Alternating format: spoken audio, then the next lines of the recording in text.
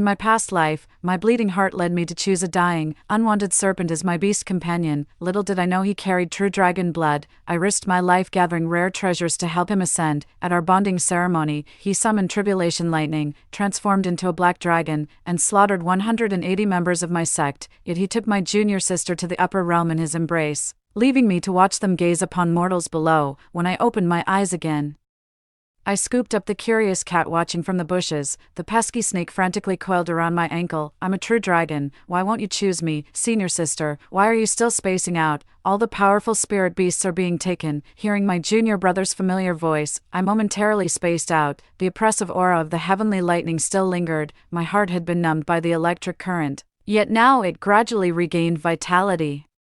Touching my newly beating heart and witnessing the unbelievable scene before me, I finally realized I'd been reborn, and I'd returned to the very day of selecting my spirit beast companion. Our sect possesses an ancient bonding formation that allows practitioners to share lifespan and spiritual energy with their beast companions. Thus, the stronger the chosen companion, the greater the cultivation benefits. 1. In my past life, my junior sister snatched away the most powerful nine-tailed celestial fox before I could choose. When my turn came, both the shadow wolf and white tiger showed me favor, yet I took pity on the unwanted scaly serpent Blaze lurking in the corner. Covered in wounds, he lay motionless in the snow, his serpentine scales charred beyond recognition. A pitiful sight indeed. If no one chose him, he'd likely freeze to death in this blizzard before dawn. My heart ached at the thought, and I declared him to be my beast companion. My master intervened. This wretched snake isn't just hideous, it lacks even a trace of spiritual energy. Who knows if it'll survive those injuries? If none of these spirit beasts please you, I'll find another, but you mustn't choose this one. Looking down at the desperate serpent Blaze coiled around my arm, desperately seeking warmth, I was moved by his will to survive and resolved to protect him. Lifting my head, I declared to my master, Master, have you forgotten, I'm among the finest alchemists in our sect. These wounds are nothing, I'll heal him completely. My beast companion shall be second to none. After nursing his injuries with elixirs, Blaze shed his unsightly old skin, emerging renewed. To my astonishment, he revealed himself as a young black serpent with traces of true dragon bloodline. His obsidian scales shimmered like black diamonds under the sunlight, with faint golden streaks glimmering along his underbelly. Legends of serpents ascending to dragonhood have existed since antiquity. How much more likely for this black serpent bearing true dragon blood? With proper cultivation, his draconic transformation was imminent. Ecstatic, I brewed elixirs day and night to trade for mystical treasures that could aid his metamorphosis. For him, I even bartered my most prized possession, an alchemist's irreplaceable ancient formula, just to obtain dragon transformation herbs. At last, 2 small protrusions emerged on his head as the day of the bonding ceremony arrived. During my matrimonial ceremony, the sky suddenly erupted with thunder and lightning. The little black serpent soared into the air, shedding its skin as horns and 5 claws emerged, its form swelling larger and larger until it blotted out the sun. A colossal black dragon. The sect disciples stood utterly dumbfounded, their congratulations frozen on their lips. Then came 18 heavenly thunderbolts, reducing our sect to scorched earth as my fellow disciples turned to ashes in the divine retribution. Lightning strikes relentlessly demolished the sect's buildings, injuring disciples as agonized screams filled the air. I desperately pleaded for help from the black dragon above, only to see him shielding my junior sister with tender devotion. Isolde, that wretched woman is finally dead, now we can be together forever, never to part. As we writhed in torment on the ground, my junior sister ascended to the higher realm astride the dragon, wearing a blissful smile. The memory of our sect's destruction that day still makes my blood boil. I could skin that slimy snake Blaze alive. This time I didn't even glance at that weasel Blaze, instead spotting a little cat hiding in the grass, watching the commotion. Though just a kitten, I sensed tremendous spiritual energy radiating from it. Its amber eyes gleamed like liquid gold, lounging lazily before letting out an adorable, involuntary yawn. I rushed over and hugged him tightly. You're the one, little kitty. I choose you as my beast companion. I picked the cat because in our previous life, after the beast companion selection ended, everyone realized there had been a curious feline hiding in the bushes all along. With an indignant meow, he darted out, muttered how boring, then transformed into a tautai and ascended to the higher realm. At that moment, our master and fellow disciples were filled with regret. Why hadn't they noticed him sooner and chosen him as their beast companion? Nash the glutton is an ancient divine beast, 1,000 times mightier than any spiritual creature present. Even the black serpent that achieved dragonhood would be but a mere fledgling before him. The next we heard of him was that he'd gone into solitary cultivation, failed to overcome his inner demons, and disappeared after his cultivation regressed. Everyone lamented his tragic fate. Given this second chance at life, I'll surely seize this opportunity with both hands. After all, I'm the woman who transformed even the rogue serpent Blaze into a true dragon. Surely I can help Nash the glutton conquer his inner demons. All eyes were now fixed on the little kitten cradled in my arms. The master spoke solemnly. When choosing a spirit beast, strength should be paramount. A cute cat won't put food on the table. It can't protect you.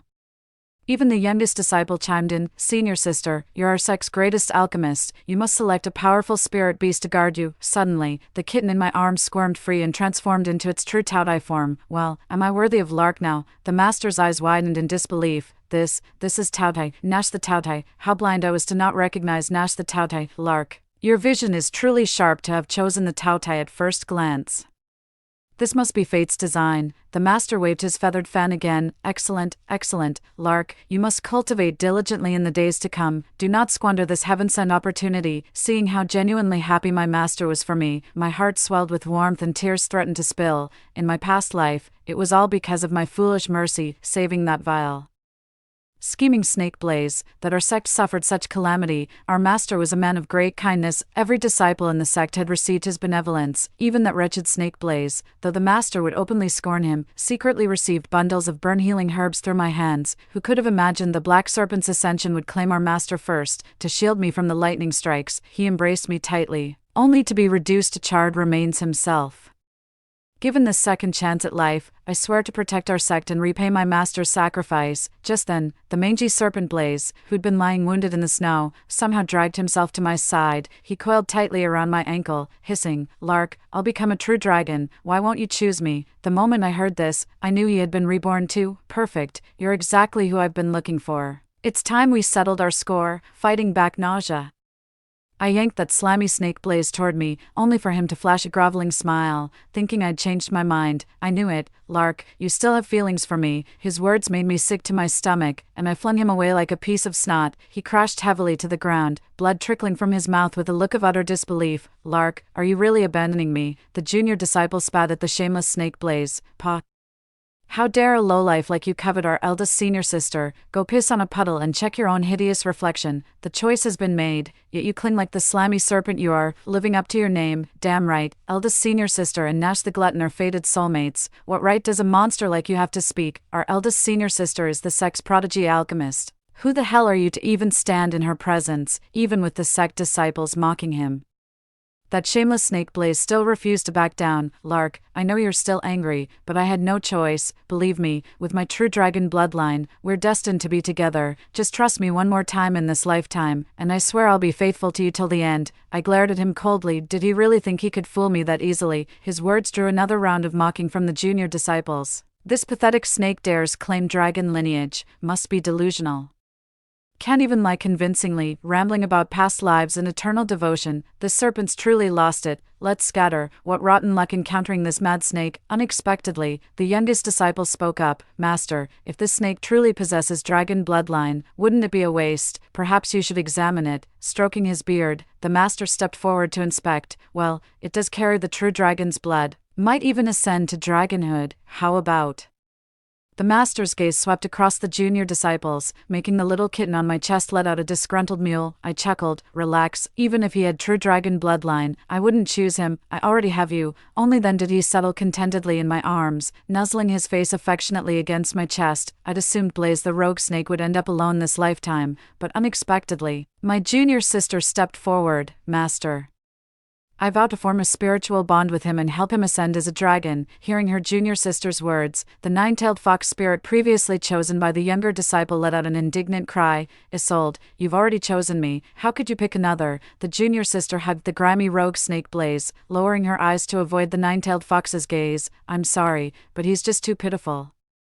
You're a celestial nine-tailed fox with exceptional gifts. You'll surely find a better cultivation partner, but he needs me. The nine-tailed fox watched as the junior sister resolutely chose the slippery serpent Blaze, her eyes glistening with unshed tears. Fine, just don't come crying with regrets later. With a piercing howl, she dashed away and vanished without a trace. The master opened his mouth to call after the departing fox spirit, but it was too late. That nine-tailed fox had been his painstakingly acquired spirit beast, the most gifted of this entire cohort, now driven away so easily by the junior sister's thoughtlessness. The master sighed heavily. Isolde, you'd already chosen the nine-tailed fox, why take this wretched Blaze instead? Our sect has never abandoned a bonded spirit beast. That good-for-nothing serpent should have been left for other disciples. The junior sister hugged the lazy snake Blaze with a displeased expression. Master, you're so biased. When senior sister chose the gluttonous Nash, you praised her discernment and great fortune, yet when I willingly picked this unwanted Blaze and gave up the nine-tailed fox, instead of blessing my spirit beast's potential to become a dragon, you scolded my choice. What, can't you stand to see me succeed? The master gaped speechlessly at such twisted logic, finally waving awkwardly. Enough, this is fate's design. Take your spirit beasts and return to your quarters.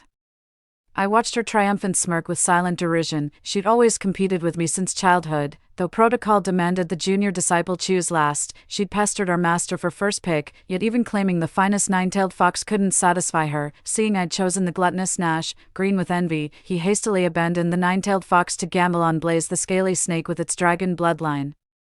But can her amateurish skills really help that scaly Blaze ascend to dragonhood? A snake that can't transform is just worthless trash. This lifetime, junior sister, I'll watch you march to your own doom. When I returned to my cave, the kitten meowed and leapt off me, scampering in circles around my dwelling, leaving tufts of fur everywhere. Finally, he tugged at my clothes begging for a hug. When I reached out to embrace him, he glared at me and huffed. You were staring so intently at that slimy snake Blaze and junior sister earlier. Did you take a fancy to him? Regret choosing me now, too? I patted his head. What nonsense are you thinking? That repulsive Blaze is downright ugly. How could he possibly compare to your adorableness? Why would I ever fancy him? I was just reflecting on how our junior sister schemes with all her cleverness, yet never learned the tale of the farmer and the snake. She'd better watch out before that heartless serpent bites her to death. Hearing this, he finally relaxed completely, purring contentedly. Good that you know your place. That snake might never even become a dragon, while I'm a genuine primordial divine beast. Amused by his tsundere attitude, I teased him deliberately. If you're so worried, why don't we form the spiritual pact right now? To my surprise, he agreed immediately. Deal. We'll bond now, no take-backs. In my past life, I'd chosen the cunning serpent Blaze as my spirit beast. Out of pity for his severe injuries, I never pressed for the pact, thinking the bonding ceremony would be soon enough, yet at the ceremony, he betrayed me for my junior sister. I thought Tautai Nash, being an ancient mythical beast, would be more cautious about forming a pact. Never expected him to agree so quickly. What a delightful surprise. His paw shook my hand. Hey, why the dazed look? When I snapped out of it, Nash had already drawn his heart's blood, eagerly waiting to seal our bond. Moved by his sincere expression, that rare feeling of being wholeheartedly chosen, I swiftly offered a drop of my own heart's blood to merge with his. Just then, the little kitten before me suddenly transformed into human form, completely naked. Flustered, I immediately shut my eyes and crouched down, covering my head. What are you doing? How can you be naked in broad daylight? The person looked utterly innocent. But I'm a divine beast. We don't wear clothes by nature. I hastily reached out to push him away but touched his rock-hard muscles, snatching my hand back as if burned. I stammered, no way, you absolutely must put on clothes. I grabbed my pajamas from the wardrobe and tossed them at him. At least put some pants on. He chuckled while looking at me, picked up my pants, and obediently put them on, still curled up in embarrassment with my eyes shut tight. I suddenly felt the world spin as he scooped me up in a princess carry. We're formally bonded partners now. Why are you still so shy? His scorching body heat radiated against me. When I tried to push him away, he only entangled me tighter, pulling us closer. Just then, an ill-timed voice came from outside the door. Senior sister, are you there? Turned out it was my junior sister carrying that troublemaker Blaze the snake coming to find me. What on earth are you two doing in broad daylight? Blaze the snake raised his head angrily, glaring at us tangled together.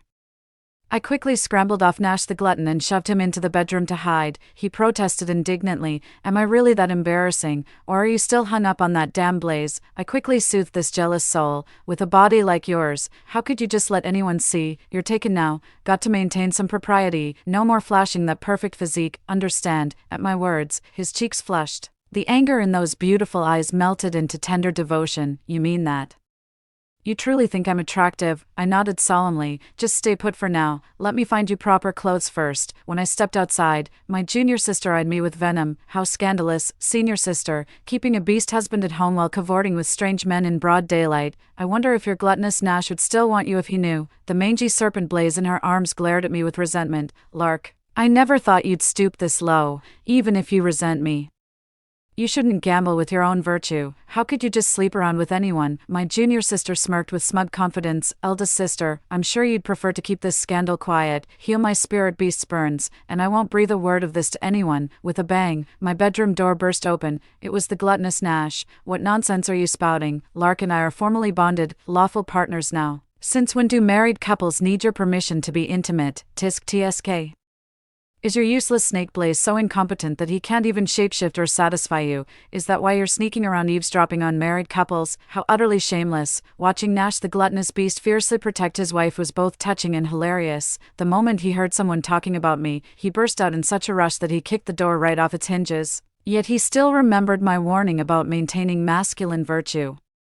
So he wrapped himself tightly in a blanket. The senior brother from next door came over upon hearing the commotion. I could hear the ruckus from all the way over there. What's going on? The moment he arrived, he saw the tense junior sister and Nash the Tautai wrapped in a blanket, covering his eyes. The senior brother exclaimed, "Senior sister, are you out of your mind? You've already chosen Nash the Tautai as your beast companion. How could you possibly?" I chuckled lightly. "Senior brother, this is Nash the Tautai. We just completed our bonding ritual, and he transformed into human form. I was just coming to ask you for some clothes." The senior brother looked utterly astonished. "What? You're the gluttonous Nash? How come your human form is this handsome?" Then he quickly cut himself. "Ancient divine beasts are truly extraordinary. Just forming a pact lets you shapeshift. Unlike ordinary spirit beasts that need years of cultivation, I'll go fetch you some clothes right away."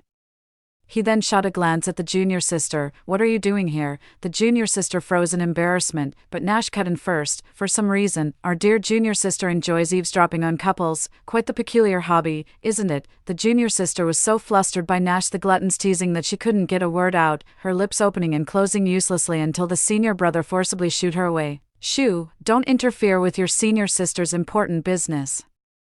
Soon after, the senior brother's spirit eagle delivered a set of men's change clothes. When Nash the glutton put them on, the ordinary sect robe somehow looked tailor-made on him. His every movement carried an indescribable charm that left me momentarily spellbound. He approached and looked down at me. "I'm dressed now. Shall we share the bed?" My face instantly flushed crimson again. Having someone else in bed felt strange at first.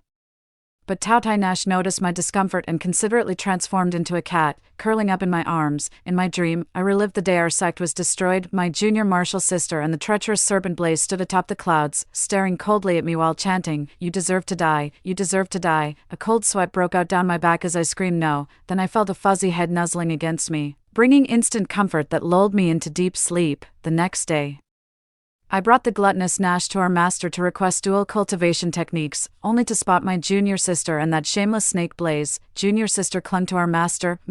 Elder sister's divine beast took human form immediately after bonding, while mine hasn't even recovered from its injuries. This isn't fair. You must heal this wretched snake for me. So after failing to threaten me into healing that snake yesterday, she's now pestering our master.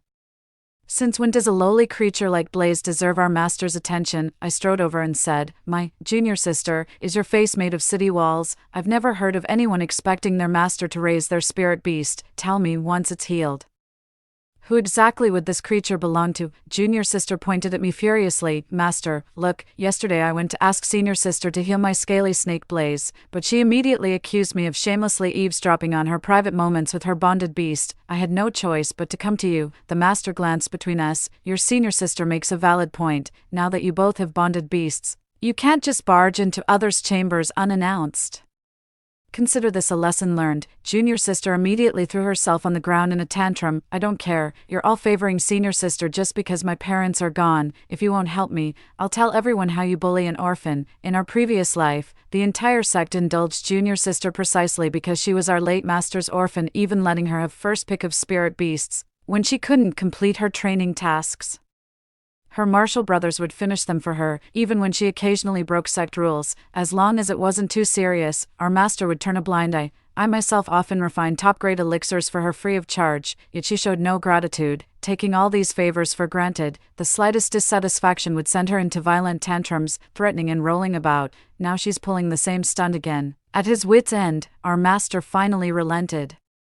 "Sect rules state you must care for your own spirit beast. I can't treat it for you. Take these last 3 third-grade elixirs I have." Before our master could finish, the junior sister snatched the pills. "Gimme that." The master watched his youngest disciple walk away with a quiet sigh. I spoiled her too much. I studied the master immediately. Master, don't blame yourself. The entire sect has witnessed your care for junior sister. Even our departed uncle wouldn't hold it against you. The master patted my hand. Thank heavens for you. Take this, the sect's dual cultivation technique. Practicing together will greatly enhance your cultivation. The secret realm trials begin in 6 months. I trust you'll distinguish yourself then. After bidding the master farewell, I unexpectedly encountered that slippery snake Blaze at the gate. Strangely, he hadn't left with junior sister. Lark, I know you're upset with me, but rest assured I'm still unbound. They say ancient masters could take 2 beast companions. If I recover, would you consider keeping me too? Ha, is he volunteering to be the concubine? I intertwine my fingers with Tao Tai Nash's. My husband stands right here. Have you no shame saying such things in his presence? The furious Tao Tai Nash melted at my declaration, sneering, you're not even fit to wipe my wife's feet. Wretch, scram. Just then, my junior sister came storming back. How dare you, you shameless wench. Trying to seduce my beast companion, she lunged to strike me, but Tautia Nash intercepted her, causing her to tumble down the steps and scrape her head. As the junior sister clutched her bleeding head and prepared to shriek, Nash silenced her with a spell, his eyes flashing murderously. You know I'm a savage, Tautia, not some docile creature. If you harass my mate again, don't expect mercy. He revealed his terrifying beastly visage, bearing razor-sharp fangs. The junior sister was so terrified by Nash the glutton's overwhelming aura that she clung to Blaze the wily serpent and fled in panic. From then on, she never dared to bother me again, and Nash and I enjoyed a peaceful life together. During this time, I devoted myself to cultivation and frequently ventured into secret realms for training, acquiring many rare treasures. Though I wanted to share them with Nash, he always refused. These treasures were hard-earned by you. They're rightfully yours. What kind of man would hide behind a woman and live off her efforts? Don't worry about me. I've got my own ways to improve my cultivation without relying on your spoils. His words warmed my heart, reminding me of my past life's hardships. Back then, the cunning serpent Blaze was severely injured and refused to form a pact with me. He wouldn't practice cultivation techniques together either, claiming it would deplete his vital energy. Left with no choice, I had to cultivate alone. Progressing far slower than my fellow disciples. 3. Once the top female disciple of our sect, I'd fallen to the very bottom of the ranks. Meanwhile, with the nine-tailed fox's assistance, my junior sister's cultivation advanced by leaps and bounds, making her the sect's new champion. But the cunning serpent Blaze retorted, relax, I'm a spiritual beast with true dragon lineage, just keep me well-fed, and when I ascend to dragonhood, prosperity will follow. Don't be so short-sighted about immediate gains. Back then, I genuinely believed it was my fault for comparing myself to others, so I trained harder, took on sect missions, and brewed elixirs with renewed dedication. Every rare herb I bled for and every potion I brewed day and night ended up in Blaze's greedy maw, yet his cultivation progress remained sluggish, so I proposed dual cultivation through a soul bond again. It would accelerate both our advancements. He stubbornly refused. Absolutely not. My body hasn't fully recovered. The blood oath requires heart's essence. I can't risk any injury. What if draining my vital blood hinders my draconic ascension? The cost outweighs the gain. Eyeing the plump, spoiled serpent Blaze I'd pampered, I consoled myself. Maybe it's just water weight. Little did I know, he never intended to bond with me. That scheming snake had set his sights on our junior sister whose cultivation had skyrocketed. I was such a fool. Serving as his blood bag for nothing, only to be cast aside in the end. Just then, the glutton Nash brought me a bowl of blood lotus. Drink it quick. I gathered these from the mountain yesterday. It'll cleanse your marrow and transform your body. You're sure to take first place in the secret realm trials. Holding the blood lotus, I took a sip. So sweet, but tears rolled into the bowl, and he fretted as he hurriedly wiped them away. What's wrong? Doesn't it taste good? I quickly shook my head. No, I'm just so moved. He grinned. Tears over this, you'll have plenty more reasons to cry later. His eyes darted mischievously. How about tonight? I promise no tears this time. Get lost. I hurled a pillow at him as he ducked and fled, only to transform into a cat and curl back into my arms, grumbling, when will you make an honest man of me? They all tease me for calling you my lady day and night without us being properly wed. Who dares mock you? Fine. Fine what? After tomorrow's trial ends, I'll ask our master to officiate our wedding. He planted a joyful kiss on my cheek. I pushed his face away, feigning disgust. The next morning, Tao Tai Nash and I arrived early at the secret realm, but junior sister was nowhere to be seen. Come to think of it, it's been half a year since I last saw her. Just as my fellow disciples' voices drifted over, that junior sister insisted on betraying the nine-tailed fox to gamble on that slippery serpent Blaze, yet she refuses to cultivate properly herself, constantly begging from this one, stealing from that one, scraping together elixirs to feed that good-for-nothing Blaze. Rumor has it she and that wretched Blaze make terrible partners, always bickering. She might be too ashamed to show her face today. Exactly. Our spirit beasts are already assisting with sect missions, while no one's even seen Junior Sister's familiar. Who knows what state it's in now, whether that lazy serpent has even molted properly is anyone's guess. Just then, my Junior Sister arrived fashionably late, followed by a half-human, half-snake man with partially shed snakeskin grotesquely bunched around his waist, a truly revolting sight. As the serpent man approached, I recognized him as the notorious Blaze. Never in my past life had I seen him in such a wretched state, clearly the result of some botched cultivation technique. That reckless forced transformation backfired spectacularly, leaving him in this monstrous form. Everyone couldn't help but cast strange glances at the wretched Snake Blaze's bizarre appearance, yet the junior sister remained utterly oblivious, instead brimming with smugness. Eldest senior sister, don't get cocky.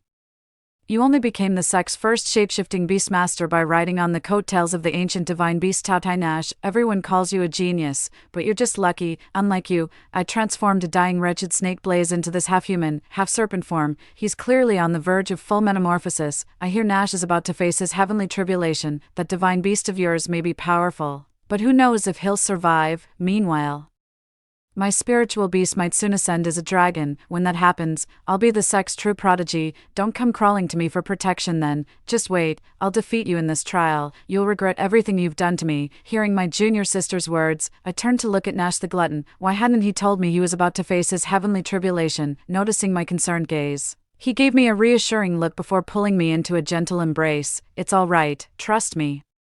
Seeing us locked in each other's arms, my junior sister shot us a disdainful glare. Blaze the weasel, however, seethed with resentment. Lark, are you seriously still mad at me? You'd cling to him in public just to spite me. What will it take for you to forgive me? If I win first place in the trial and defeat this person, would you reconsider accepting me? I rolled my eyes at that delusional pest Blaze's words. Utterly insufferable, the junior sister rushed over to pull Blaze away.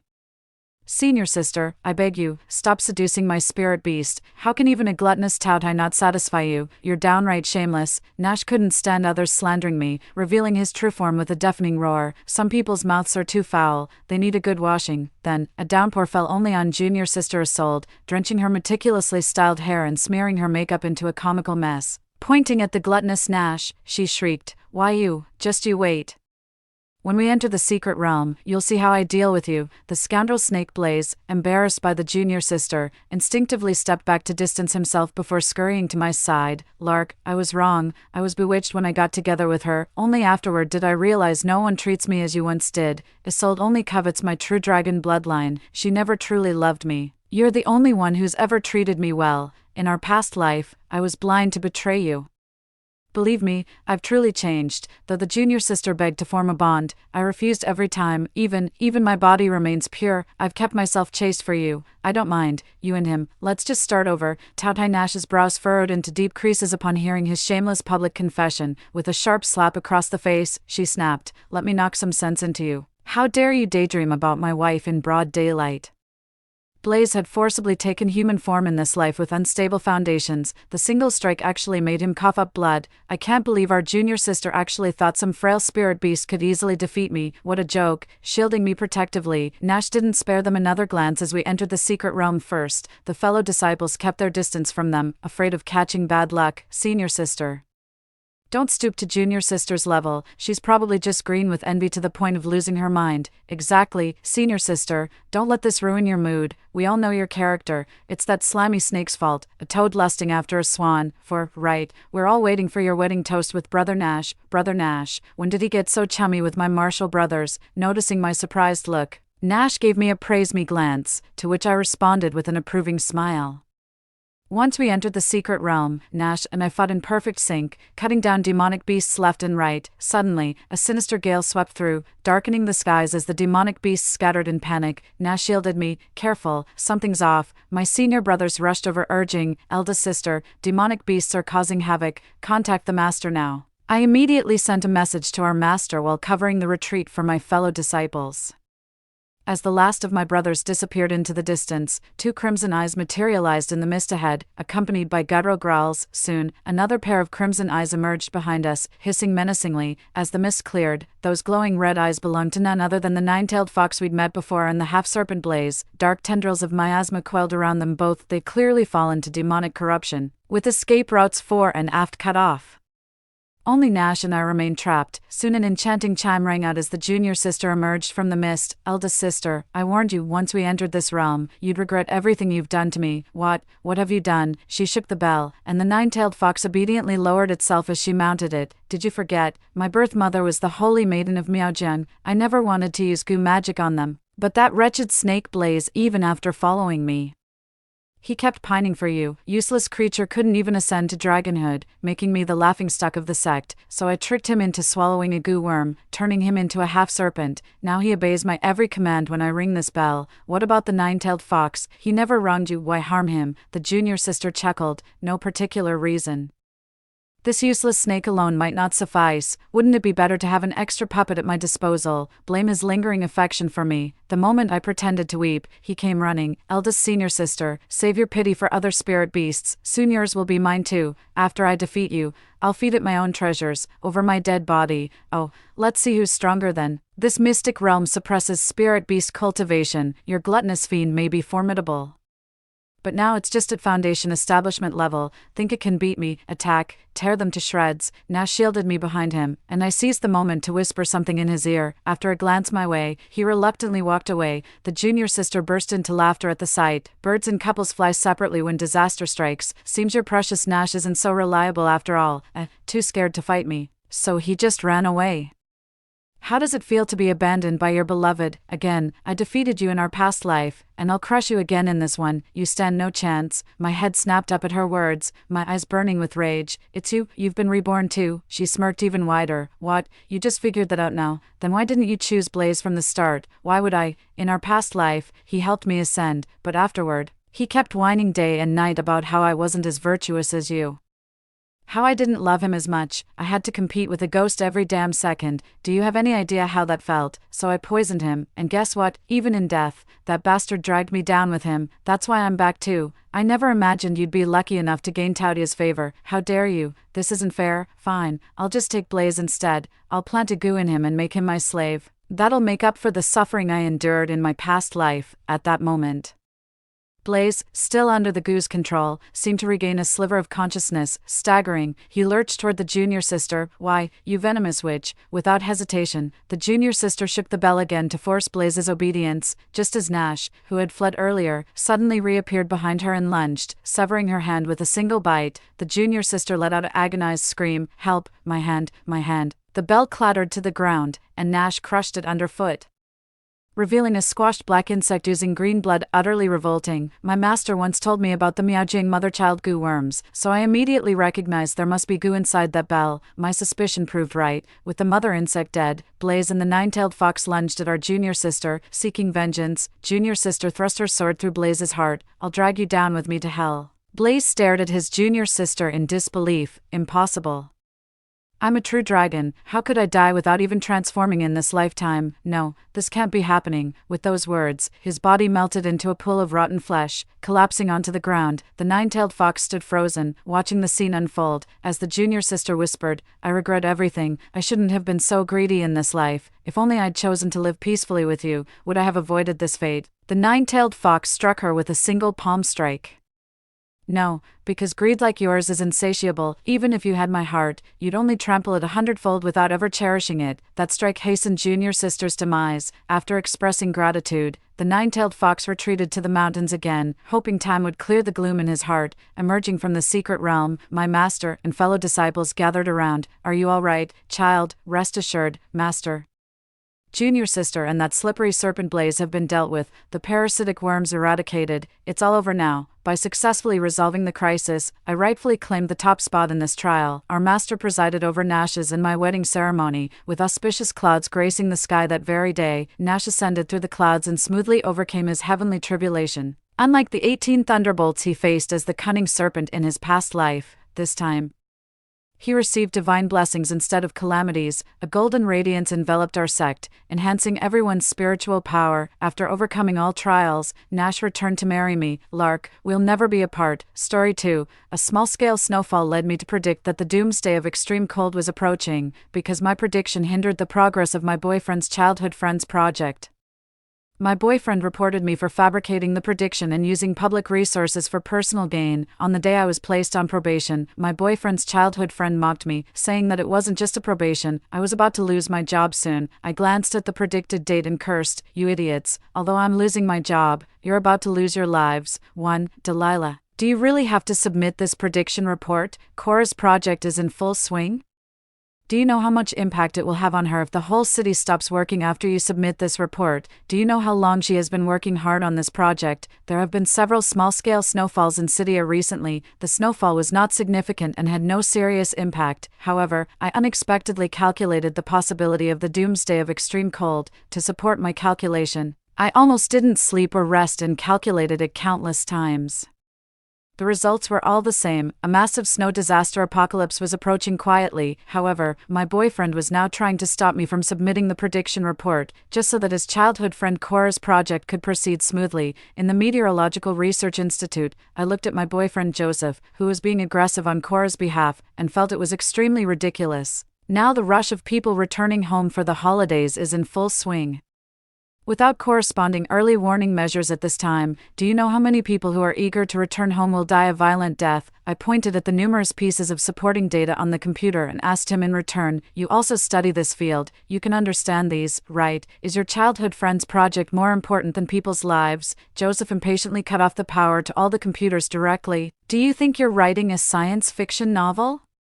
The geological cycle has been stable for millions of years now. There's no way there could be such a huge snow disaster. I think you're just jealous of Cora because she became your superior as soon as she returned to the country." Delilah, you were never like this before. How could you have changed like this? I'm really disappointed in you. I wanted to say something more, but he cut me off mercilessly. "I'll just ask you one question. Are you going to send this report or not?" I looked into his eyes and didn't back down an inch. "Yes, I must send it. I couldn't joke with everyone's lives." 2. Joseph turned around and left, slamming the door loudly to express his dissatisfaction. I didn't have the time or energy to deal with Joseph's temper. After he left, I quickly sorted out all the data and sent it to the director. This early warning must be released in advance, and the earlier the better, so that everyone has enough time to prepare. But the director's phone seemed to be busy, and I couldn't get through all night. I had no choice but to leave him a message, thinking that I would go and discuss it with him early the next morning. The next day, I got up very early after a sleepless and anxious night and rushed to the Research Institute, but as soon as I entered the door, I found that the research position that originally belonged to me had been occupied by someone else. As for my things, they had all been thrown into the trash bin beside it, and the person doing the calculation at the position was Cora. She looked at me and blinked her eyes innocently. Joseph said that you might not be able to return to this position in the next half year anyway, since my project needs to use these tools. He let me take this position." Sister Delilah, you don't mind, do you?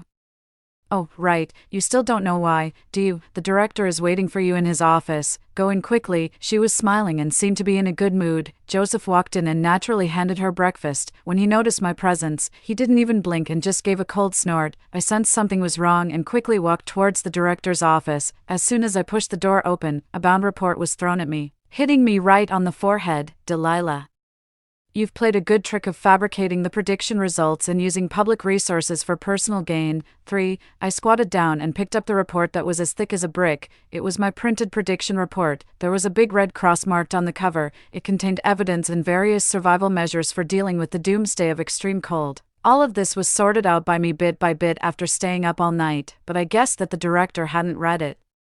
I suddenly laughed. "You still have the nerve to laugh. Do you also think your prediction is so ridiculous that you're laughing at your own stupidity?" Delilah, if Joseph hadn't told me, I really wouldn't have known that you had such great hostility towards Cora. You actually went so far as to waste the city's resources and manpower to stop her project. Do you know how much benefit Cora's project can bring to the Institute if it succeeds? Can you use your brain when you're being jealous and competitive?" As he scolded me, he played a recording. It was indeed my voice in the recording. The recording had been edited. After cutting off the beginning and the end, it became the absurd content of "Cora doesn't deserve to do the project. Cora should die." Looking at the director's appearance, I suddenly felt a bit tired and had nothing to say. So what's the punishment for me from the institute? The director's face was cold. It's preliminarily determined that you will be placed on probation for half a year. After half a year of assessment, if your performance is good, you can come back and start from the bottom. I nodded. When I turned to leave, I suddenly said, I still hope that the director can take a good look at my report. I didn't fabricate it. He slammed his hand on the table. Look at what? Just looking at this stack of bricks makes me angry. Get out of here right now. After closing the door, I took a deep breath. If I can't release the early warning in an official capacity, in what way should I remind others? While I was thinking about this, Cora came up to me. Other staff members also came to their workstations one after another. At the moment, they were all looking at me with strange expressions. Joseph was carrying a box, which contained some things that Cora hadn't had time to throw away. Almost all of them were commemorative couple items that Joseph and I had. Delilah, go home and calm down by yourself. After the director's anger subsides, I'll plead for you so that you can come back to work earlier. Cora looked at me with her arms crossed in a look of contempt. Sigh, Sister Delilah, you really cause a lot of trouble for Joseph. He's already busy with his work. You're so inconsiderate. It's good that you go home and calm down. Don't bring your personal emotions to work in the future. Some staff members echoed her.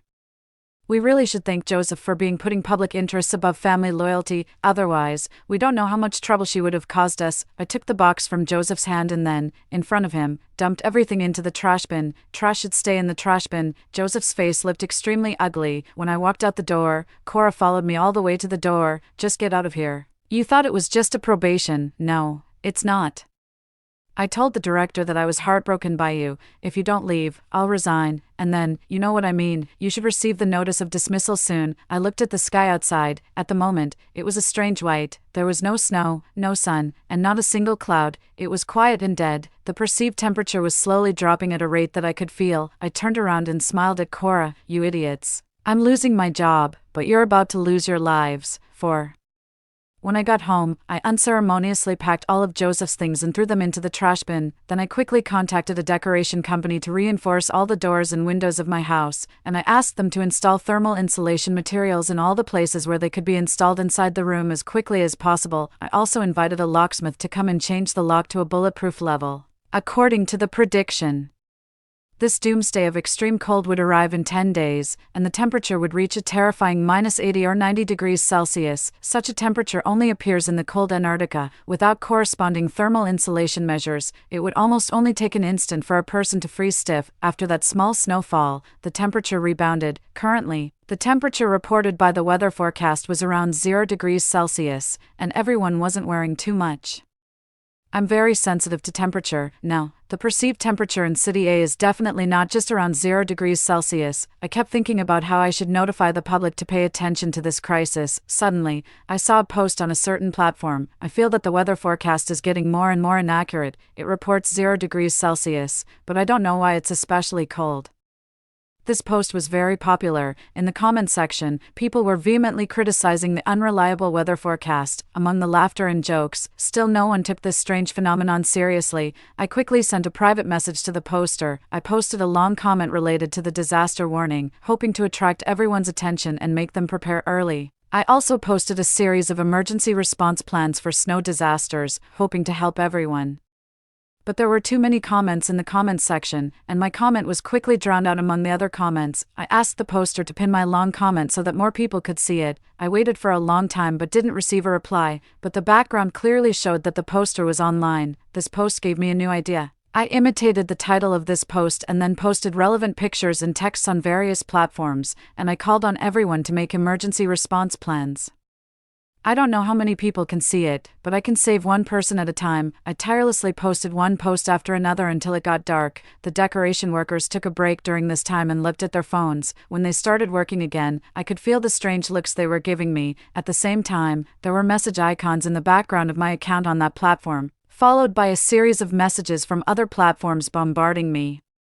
I thought that the posts I had made had taken effect. I clicked into that platform first. It was the poster replying to me. Delilah, are you crazy? What's the benefit of what you're doing? Will my project stop because you're spreading panic? The director has been struggling to find a reason to fire you. No, great, you've really given me something to hold against you. After reading the reply, I suddenly realized that the poster was Cora.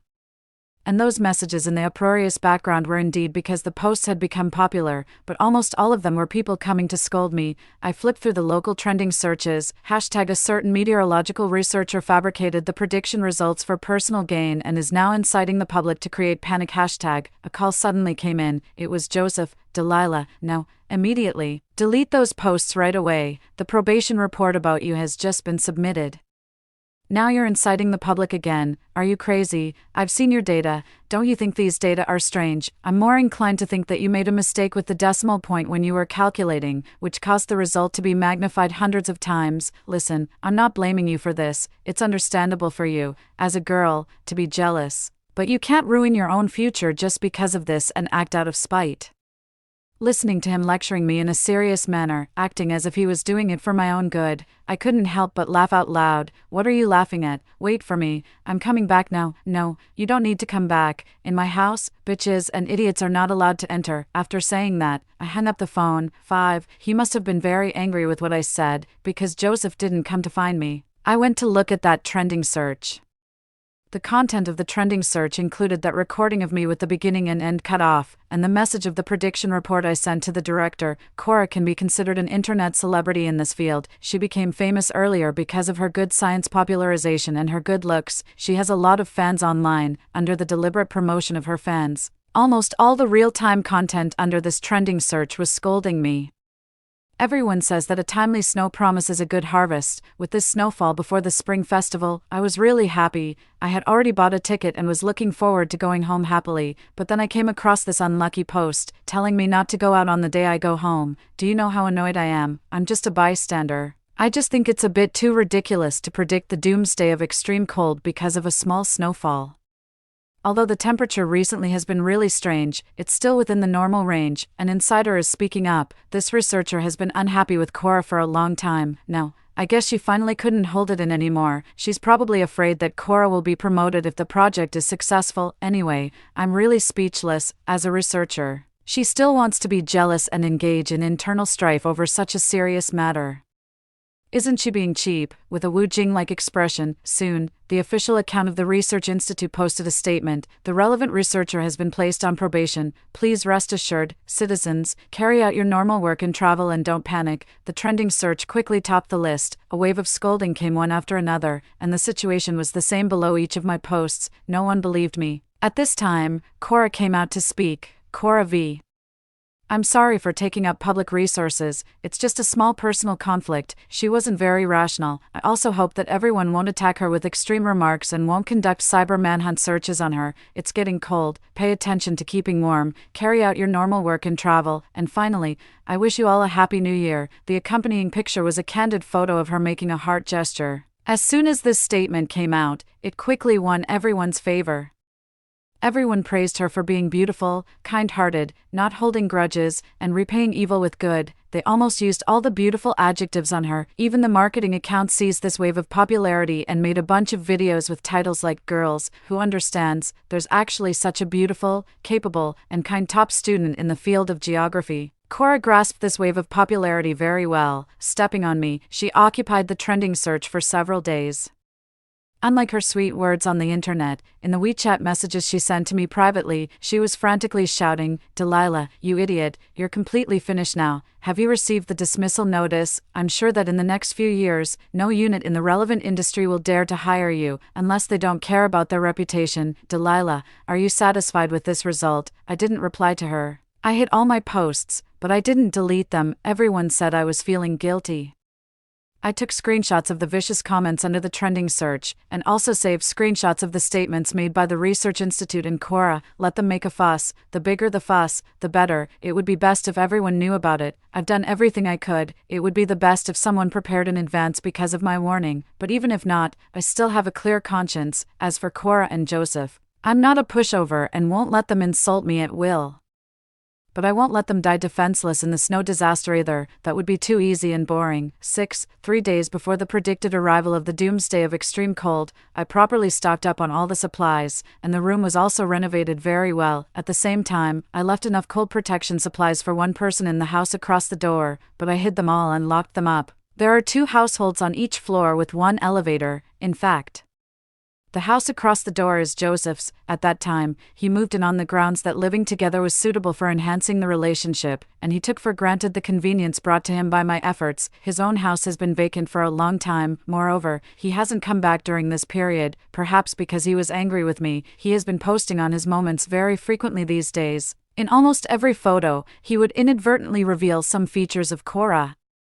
Cora's moments is the same. Some colleagues asked jokingly if they were going to officially announce their relationship, and also asked in a sarcastic way if he had broken up with a brainless person like me. In the last 3 days, the temperature was actually already very low. The temperature in City A has dropped below the lowest value in the history of City A, but because of the celebrity effect of Cora, the beautiful top student in geography.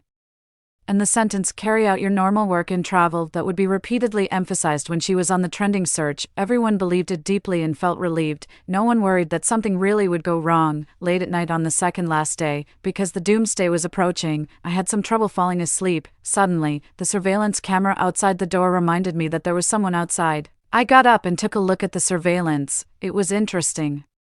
It was actually Joseph and Cora. The two of them were acting sneaky, looking around from time to time, for fear of being discovered. Logically speaking, Joseph was going back to his own home, not doing something like a thief, so there was no need for him to be so cautious. But I noticed several large boxes at the feet of the two of them. I couldn't see some of the boxes clearly and didn't know what was inside, but the outer packaging of one box was very obvious. It was a large box of warm baby patches. It was reasonable to infer that these large boxes should all contain cold protection supplies. The surveillance camera picked up voices. It was Cora's voice, who was worried and shivering. "Joseph, is it really okay for us to do this? Won't we be discovered? I don't think the temperature has reached the point where we need to prepare like this, and isn't Delilah living across the door? What if she sees us and reports us?" Oh.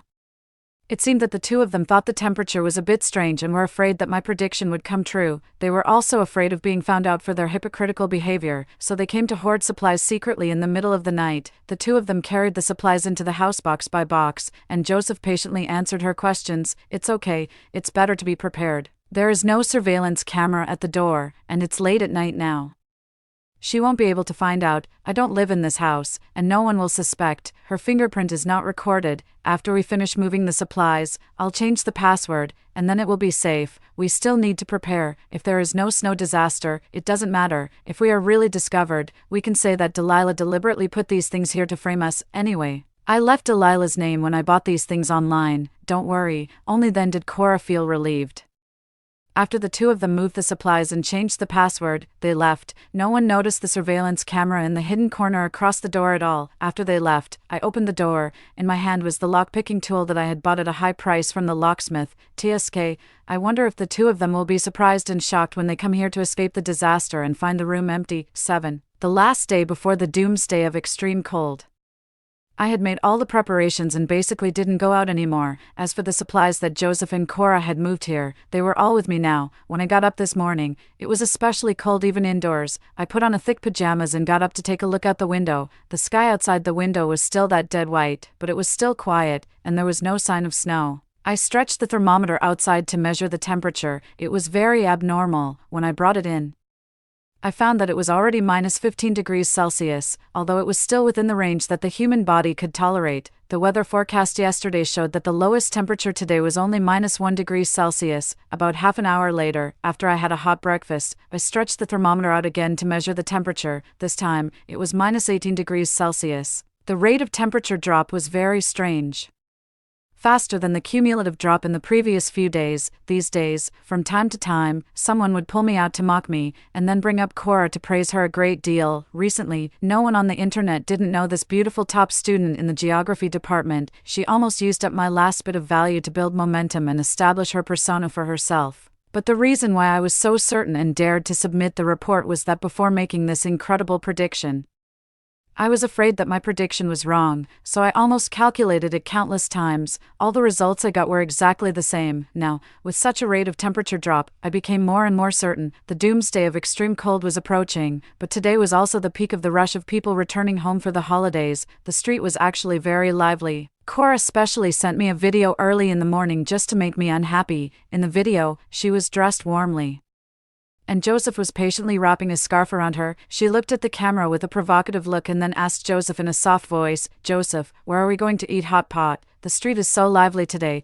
It seems that everyone has been infected by the atmosphere and has come out to go shopping. I wonder how Sister Delilah is doing now. Does she dare to go out? Joseph's cold voice came. Does she dare to go out? If she goes out, she will be treated like a rat crossing the street and be shouted at by everyone. I'll take you to a newly opened Sichuan-flavored hot pot restaurant on the street to keep out the cold. Cora tipped Joseph's arm and happily agreed. The video ended there, and I pulled back the hand holding the thermometer. It was minus 20 degrees Celsius. At the same time, the snow outside the window started to fall quietly. At first, this sudden snowfall, accompanied by the rush of people returning home for the holidays, seemed just right. Most people on the internet were just saying that a timely snow promised a good harvest and then it must be a good omen. The people waiting for the train at the station to return home were also in a good mood, with happy and content smiles on their faces. As the snow gradually changed from light snow to heavy snow, people felt that their cold protection clothes seemed to have failed. Gradually, some people began to feel that something was wrong,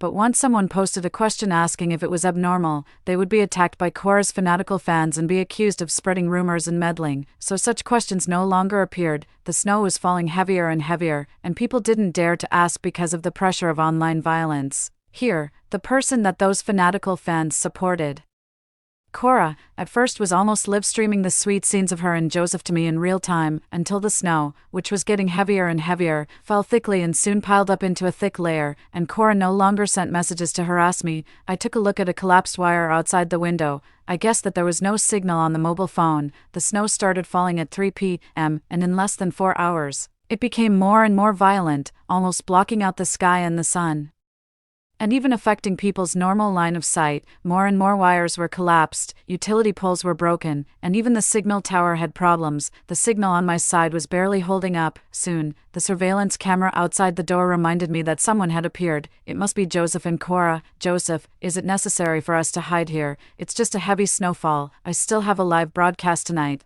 How can I prepare like this? Joseph seemed a bit anxious and rarely didn't agree with her. Listen to me, we'll hide here today. There are sufficient supplies here. If the snow stops tomorrow, we can leave. I hope it's just an ordinary heavy snowfall. At the same time, a piece of news quickly topped the trending search. #heavy snowstorm is coming. The rush of people returning home for the holidays is suspended. Is the prediction true? There were still Cora's fans being stubborn. Are you already worried that it's the end of the world? If you were in the north, you'd probably be scared to death every day. You're making a big fuss. I'm going to have a snowball fight. Snow. I'm going to build a snowman. Some people supported it, while others were scared. Those who were scared wanted to go out to hoard supplies, but because they had no preparation before and the roads were difficult to travel on and the supermarkets had closed early, they were very worried at the moment. They were laughed at by the fans as being overly worried. Here, Joseph and Cora opened the door. Joseph, I'm so cold. Can you spread out the electric blanket later? I also installed a pinhole camera in the room. Joseph didn't respond to her. Cora turned her head blankly and followed Joseph's fierce gaze. There were no supplies left at all. Joseph punched the wall. Damn it, Delilah. It must be Delilah. I guessed that Joseph's fist was as hard as a rock from the cold, at this moment.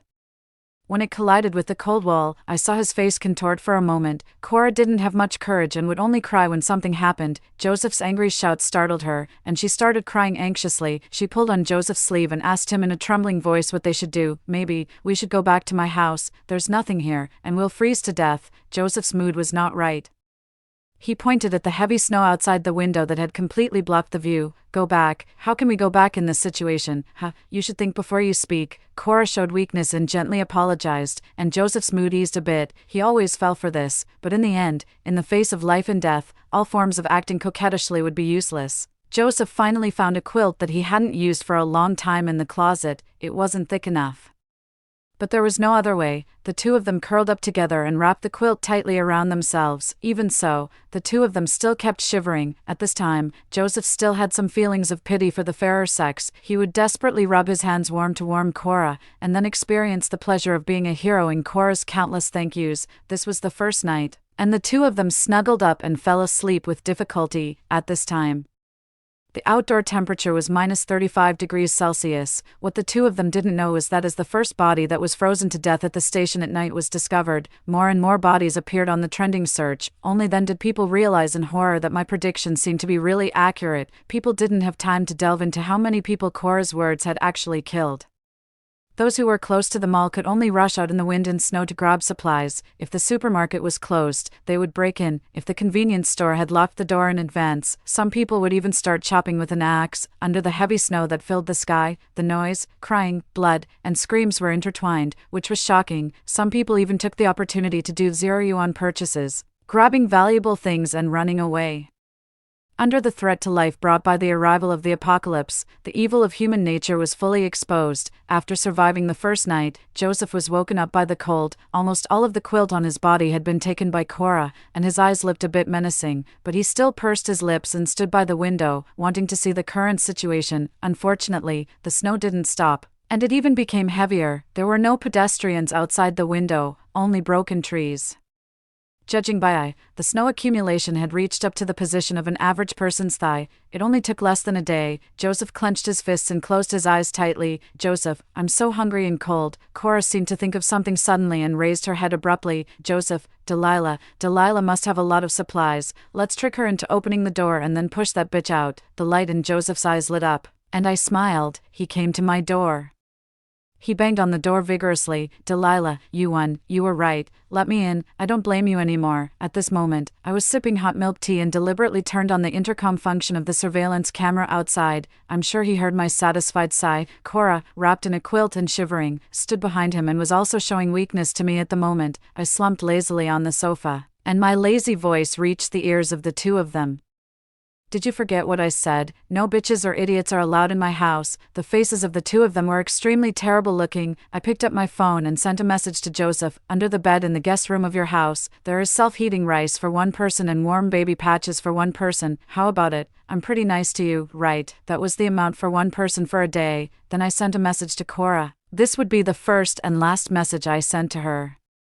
In the fourth compartment of the third layer of the storage cabinet in the utility room, there is an axe. Come on, stay alive. 9. The two of them returned to the room with their own thoughts, but neither of them told the other about the messages they received. As soon as Joseph returned to the room, he pursed his lips and entered the guest room, but to my surprise, he didn't keep that precious self-heating rice for himself. Instead, he took it out and shared it with Cora. Well, without having truly felt the threat of death yet, he still had a bit of love left. Cora was extremely touched. The two of them shared the food, taking turns to have a bite. It seemed so warm and sweet, but she still didn't tell him about the axe. At the same time, the elevator, which hadn't lost power yet, rang. The man who came out was a fierce-looking muscular man, if I wasn't mistaken. He was also holding a long stick in his hand. I recognized him.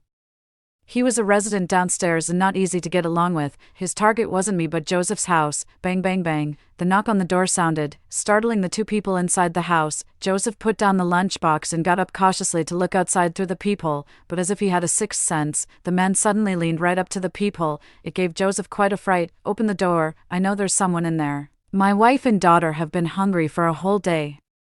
I know you guys secretly brought a lot of things here in the middle of the night a few days ago. Lend me some, I can pay for them. He didn't notice me because when I was transporting the supplies, I basically avoided the time when he was at home. As for Joseph, apart from him noticing it himself, I also reported in the homeowners group on that day that the opposite door was too noisy. He could naturally make the connection. Cora pulled Joseph and shook her head at him.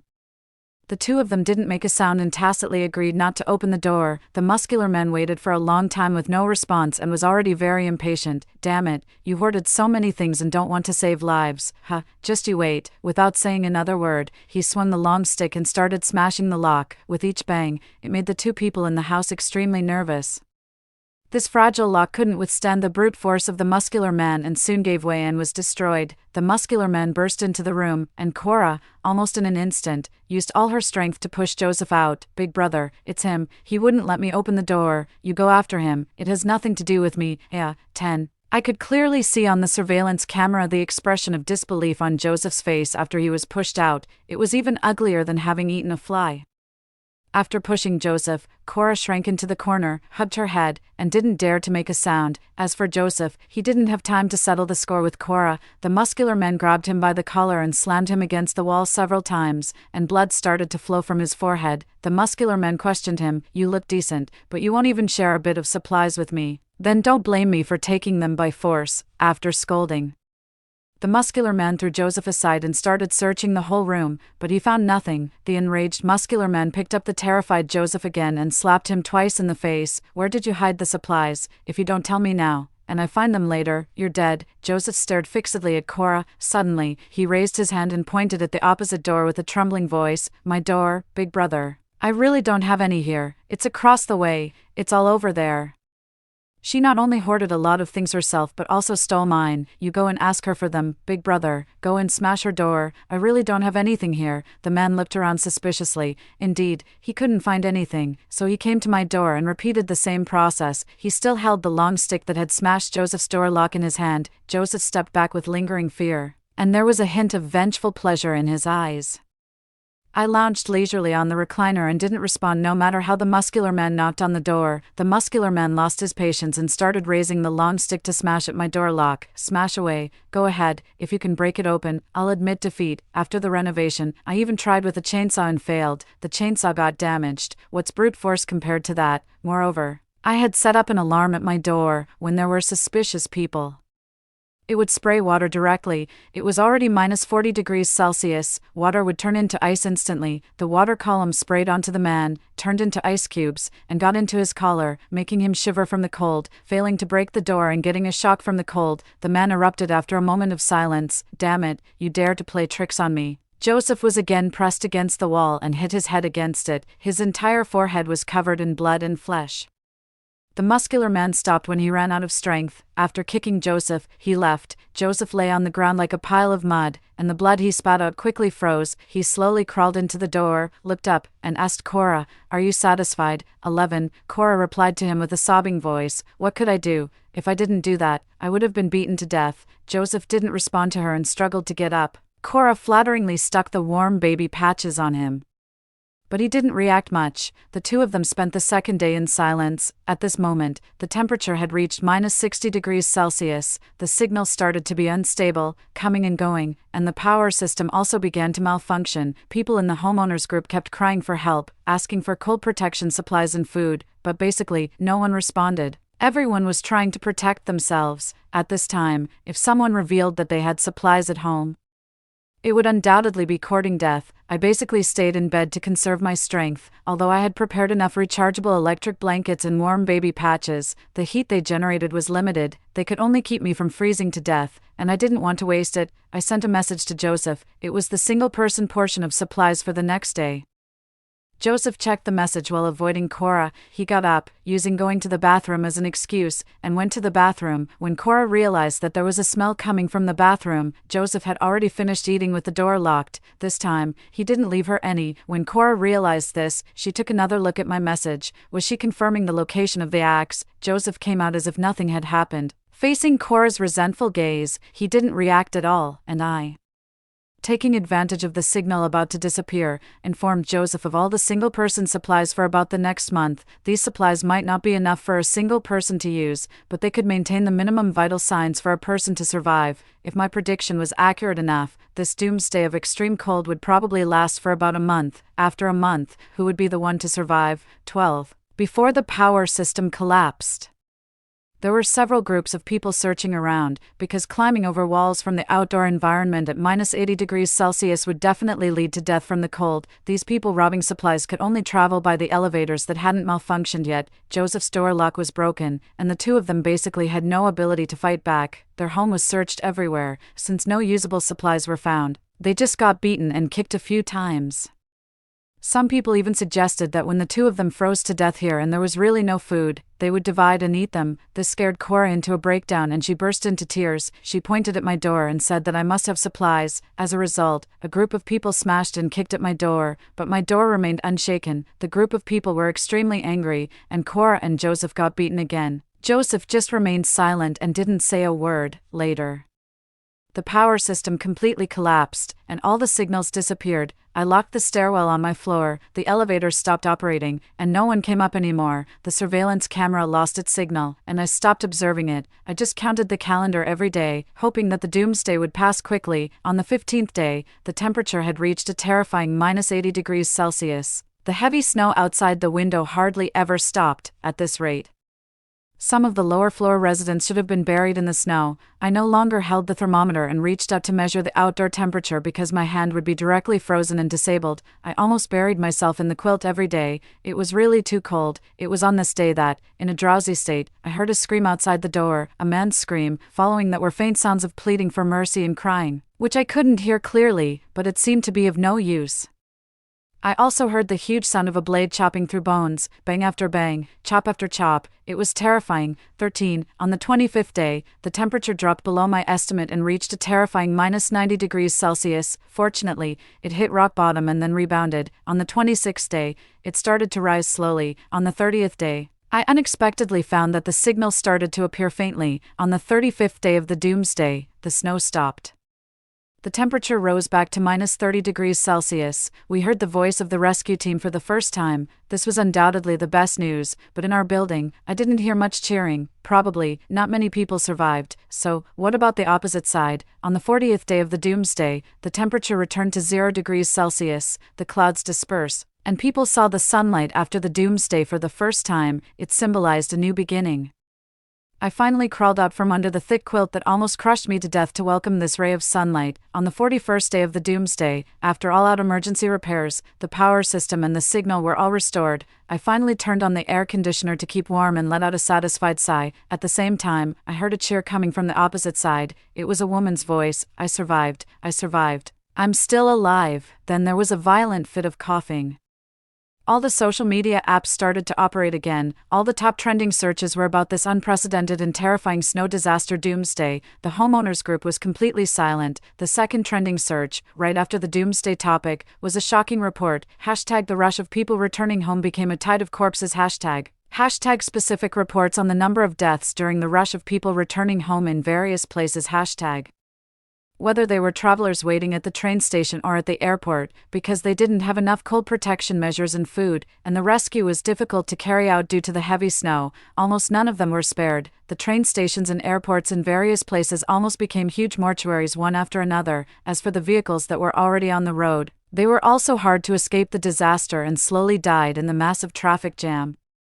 Everyone was full of excitement and anticipation to go home but died at the starting point or on the way home. This doomsday almost took away nearly 1/3 of the population. So, what was the source? If emergency response plans had been made in advance, would the results still be so shocking? I looked at Cora, who was so excited that she was almost crazy, and smiled silently. The doomsday she should face had just arrived. 14. Joseph was dead, but the police only found a pile of remains. He had been eaten. I made all the hidden posts public and also published new posts with the content being the screenshots I had saved before. It instantly topped the trending search. Cora's fanatical fans no longer spoke up. Maybe they felt guilty, or maybe they simply didn't survive. To support my calculation, I almost didn't sleep or rest and calculated it countless times. All the results I got were the same. She waited. She even rushed out, wanting to go home to welcome her new life and celebrate that she had survived. But as soon as she rushed out, she was recognized by people. The first person stopped her, his eyes red, kicked her, slapped her, and demanded that she return his parents. The name Cora was now extremely well known. Then came the second person, the third person. Some used their hands and feet, and some used kitchen knives. More and more people gathered around. They were filled with grief and indignation and couldn't calm down. When the police arrived, everyone scattered like birds and beasts, leaving only Cora lying in a pool of blood. She stared with her eyes wide open, unable to rest in peace. Story 2. In the icy apocalypse, I awakened a safe house system with unlimited heating. Unexpectedly, my mother turned out to be a saint, seeing that I had plenty of supplies. She not only invited all our relatives over, calling it a grand family reunion for the new year, but she even went out of her way to open our doors to the neighbors. Come in, everyone, come warm up in our house, have some food, don't go hungry. My mother's flamboyant actions attracted many people. The supplies I had painstakingly saved up were quickly depleted by the increasing number of people flooding in. Eventually, word spread and attracted a group of burly men. When the supplies ran out, they chose to kill me and eat my flesh. After being reborn, I found myself back on the day I had just brought my mother to the safe house. How is it so warm here? That's really nice. Let's see, you've hoarded so much stuff. What will you do if you can't finish it? The moment I opened my eyes, there was my mother, making a fuss. My eyes were red as I looked at her, a whirlwind of complicated emotions surging within me. In my previous life, it only took half a month for the extreme cold to set in.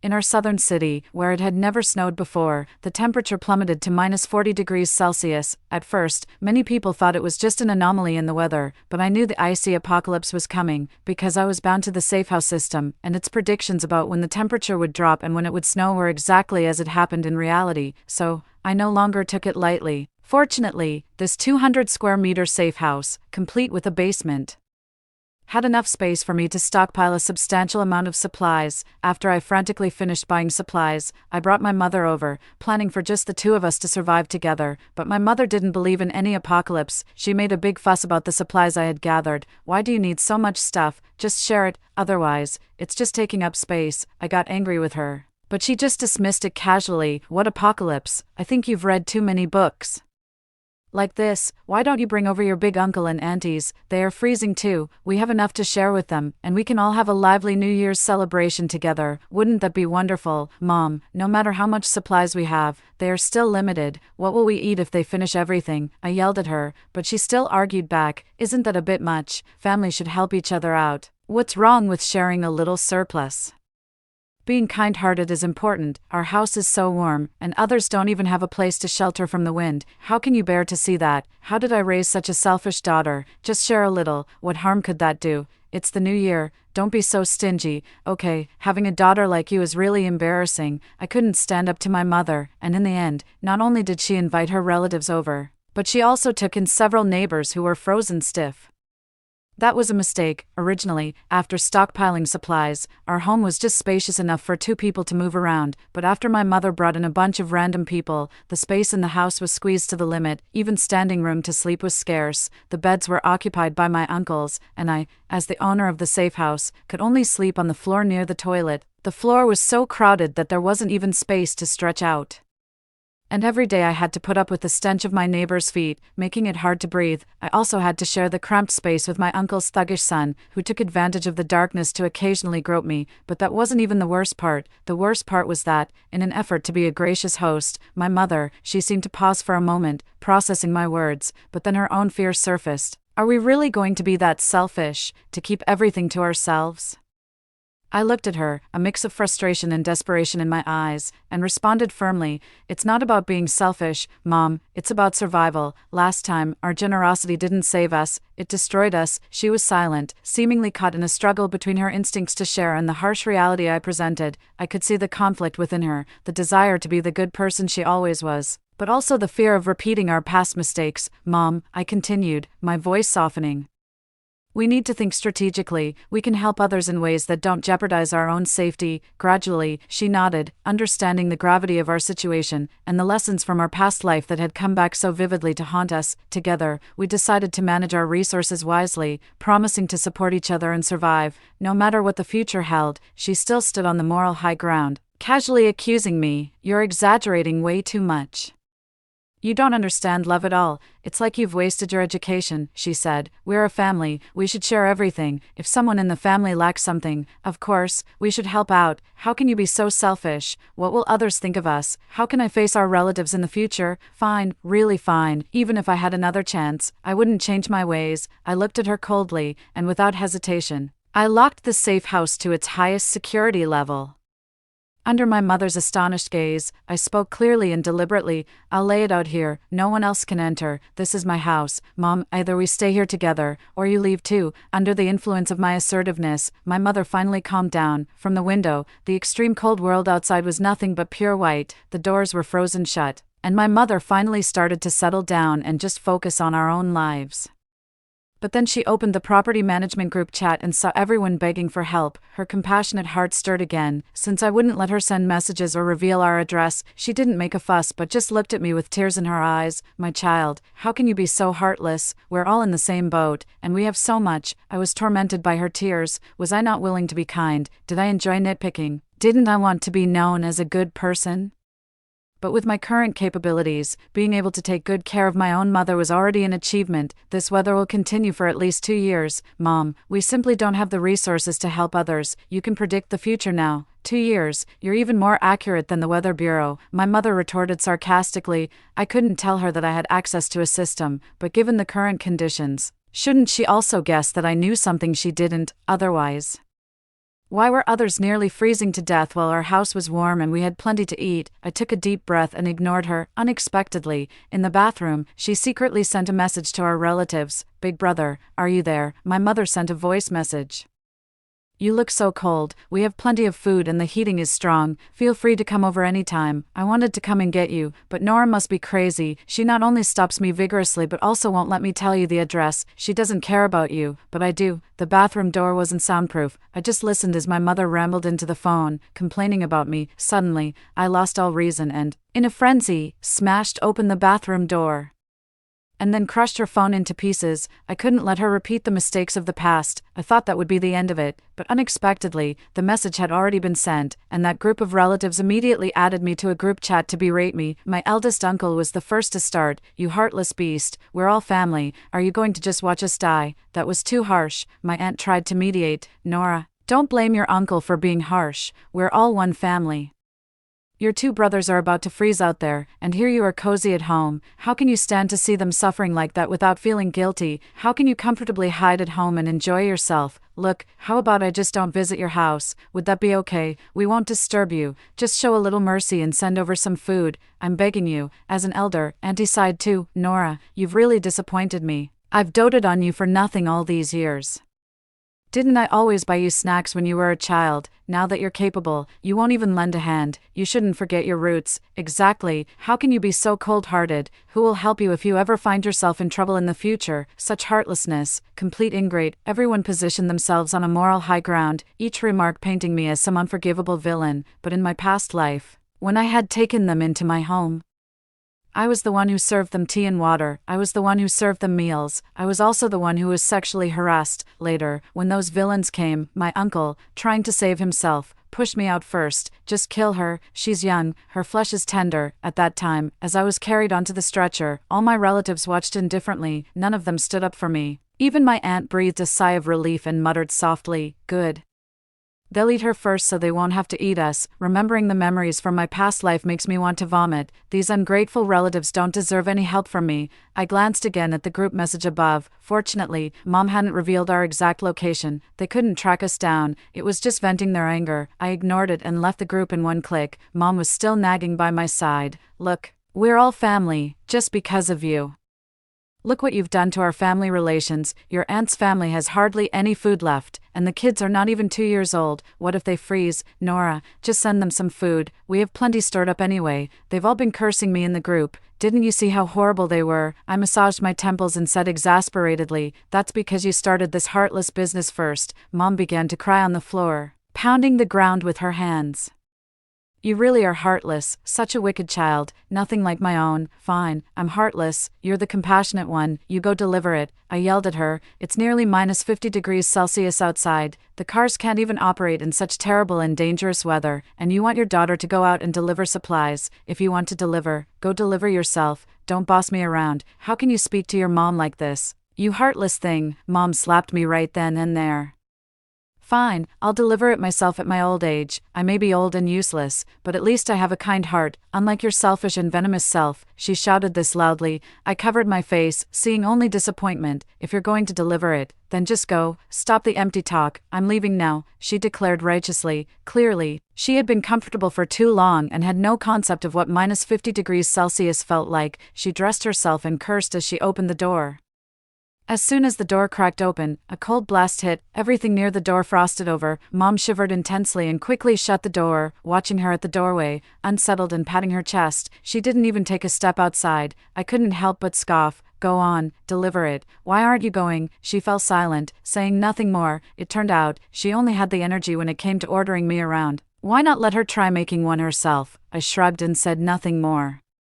But the next morning, as soon as I woke up and checked WeChat, I found it exploding with messages. "Nora, we're almost at your place. Hurry up and open the door for us. We're about to freeze to death. Nora, you must open the door for us today." It was my uncle and aunt messaging me simultaneously. A shock ran through my heart. How on earth did they find out our exact address? I scrolled through the messages and my anger began to boil. Just the previous night, while I was asleep, My mother had unlocked my phone and added me and the relatives to a group chat. She personally sent a location pin in the group and pretended to be polite, saying, "Come on over, it's warm here and there's plenty of stuff." Nora wouldn't let me share this. I had to do it while she was asleep. The heartless girl. "Don't worry, big brother and little sister, if she won't host you, I will. Come quickly. We have more supplies here than we can eat. Let's have a nice family reunion dinner before New Year's Eve." My head buzzed, and then suddenly, there was a loud knocking at the door. "Open up, Nora. It's us. Open the door." My mother leaped to the door and flung it open, and I, just waking up in bed, hadn't even had time to get dressed. My uncle and aunt's families just entered, and a warm rush greeted them, melting the frost on their faces. "It's so warm in here," they exclaimed. I hastily threw on some clothes and came out of the room with a scowl. I saw a flash of jealousy and greed on my uncle's face. Having survived an apocalypse once, I was particularly sensitive to these emotions, yet, my oblivious mother continued to warmly welcome them. Come, sit down, you must be frozen. Nora, go get them some water." Anger surged within me. The door was still open, it didn't matter anymore. Let it be. I had always known there was a traitor in the house. So I had a backup plan. Most of our supplies had been moved to the basement, leaving less than a third in the house. The basement was designed to be extremely concealed, seamlessly blending with the surrounding floor, and my mother had no clue about it. No matter what, I could still come out unscathed. When those relatives came in, I had already made up my mind. In this lifetime, I was going to expose their true nature and cure my mother of her naive saintliness. I stood at the door, glaring unpleasantly at my uncle and aunt's families. They touched their noses, looking somewhat guilty, and my mother, immersed in the joy of hosting, just gave me a smug look as if to say, "What can you do about it? The people are already here. After all, I am your mother." My uncle and aunt knew how to play to the audience. Seeing that I wasn't greeting them, they eagerly hovered around my mother, occasionally throwing snide remarks my way. "Sister, you're so generous. Unlike your child who's so stingy. The younger generation just doesn't measure up. It's not fair to say that. If we had these means, we'd definitely invite you all in. It's just that she's not good enough." Playing the perfect good person, my mother looked even more noble against the backdrop of me, the villain. She immediately rushed to the kitchen to distribute my things generously. "Here are some chocolate fries that Nora bought. Take them. Eat as much as you want." I clenched my fists in anger. These were my favorite snacks, and there wasn't much left. Mom did it out of spite, deliberately making me uncomfortable. She lifted her head, looked at me with a smugness that seemed to overflow from her eyes. It was as if she was saying, "What can you do to me?" In front of the relatives, standing where I could hear, she taunted me. "In our generation, people helped each other, knew warmth and cold. Not like today's young people. So cold." "Fine, I'm not cold. I'm warm-hearted. I can host guests well too." I rushed to the kitchen and took out the bird's nest and ginseng that Mom had treasured for a long time. "Everyone hasn't eaten for so long. Let me prepare a medicinal meal to nourish everyone." Seeing what I had taken out, Mom's face turned pale, but her words had already set her up. Now it was too late for regrets. The cousin who harassed me in my past life, while still showing respect towards my mother, then turned to me and mouthed, "Bitch. I did it. What can you do about it?" And my aunt, looking at me coldly, said, "Nora, your aunt has seen all your past actions. You've chilled the hearts of our relatives. It's too late to make amends now." My uncle snorted and pushed the bowl of bird's nest soup off the table. Mom cried out in distress, "Brother, if you don't want to drink it, fine, but why take it out on things? I usually can't bear to drink it myself." Watching the true faces of these relatives, I just found it ridiculous. They had just entered my house and started showing their true colors to the host, constantly calling me ungrateful, when in fact, they are the ones who lack gratitude. I suddenly struck the wall with the back of my hand. The crowd instantly fell silent. Having survived the apocalypse in my past life, I knew well the law of the jungle. Every day of this reborn life, I've been training, lifting weights daily, building muscle. I've become so strong now, my upper body is more formidable than a bullfrog.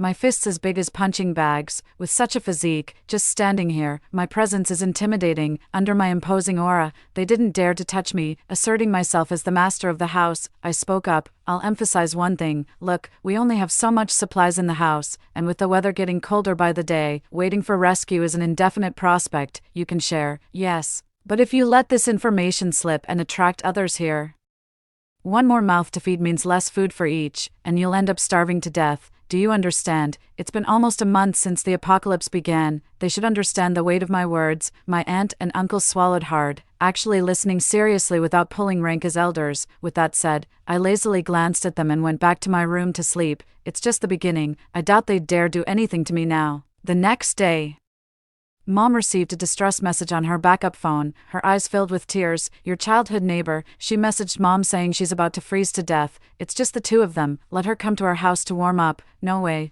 this time, except for me. Everyone in our house unanimously said no. My uncle even went so far as to snatch the cell phone right out of my mother's hands. Why are you taking my cell phone, big brother? People are freezing to death out there. At a critical time like this, I have to say, you're being naive. With so many people in the world, do you think you can save them all? It's already good enough if you can take care of those around you. My mother felt extremely aggrieved after being scolded by my uncle, seemingly unaware of why everyone had become so selfish, but I knew why, because everyone in the family had experienced hunger and cold, except for my mother, who had lived a life of comfort under my protection. Only those who are well-fed have the leisure to recklessly stir up trouble without considering the consequences. Her kindness met with resistance from everyone, so she no longer dared to casually speak of saving others. During dinner, everyone ate their meal. My mother still led and directed me like she used to in the past. Nora, everyone here is your elder, and since you are young and capable, help wash the dishes for our guests. I sat there, motionless, as if I hadn't heard her. Indeed, my assertiveness that day had its effect. The others, seated in the middle, also didn't dare to make a sound. No one but my mother dared to order me around. I let out a cold chuckle and looked around at everyone with their own agendas, saying, whoever ate should wash their own dishes. This is my house. Letting you in is already a favor. My mother was immediately upset. How can you speak like that? Don't you have any manners? How can you make guests wash the dishes? Fine. If you don't want to wash, let your mother do it. Let these old bones of mine wash them for you. She began to play the martyr, thinking these words could prick my conscience and persuade me to help her, but I just shrugged and dropped a casual remark, suit yourself. I refused to bear her karmic burden. With that, I went straight back to my room, stumped by my response. My mother, unwilling to lose face, actually went to wash the dishes. I rolled my eyes. She really knows how to make life hard for herself. My uncle and aunt are no saints. Seeing my mother work diligently without appreciation, they just piled even more tasks onto her. It wasn't even a week before my mother couldn't take it anymore. She wanted to complain to my aunt and uncle, but having preached about how to treat guests, she felt embarrassed to contradict herself. She could only moan about her pains while sharing a room with me at night, hoping I would hear, "Oh, my back hurts so much from all the work, it's so painful. My back is really painful." Before the apocalypse, I was a dutiful child. Whenever my mother complained about her discomfort, I would massage her back and shoulders, but after the apocalypse, things changed completely. Because of her overly compassionate nature, I had to do even more work, wash more dishes, and it went on for a month. Wasn't I even more exhausted and tired than her back then? But in my past life, no one pitied me. Mother, the pain isn't in your body, so naturally, you can't empathize with me. So in this life, I won't empathize with you either. Faced with her self-inflicted suffering, I only felt that she deserved it. I wore earplugs, pretended not to hear, and continued to sleep.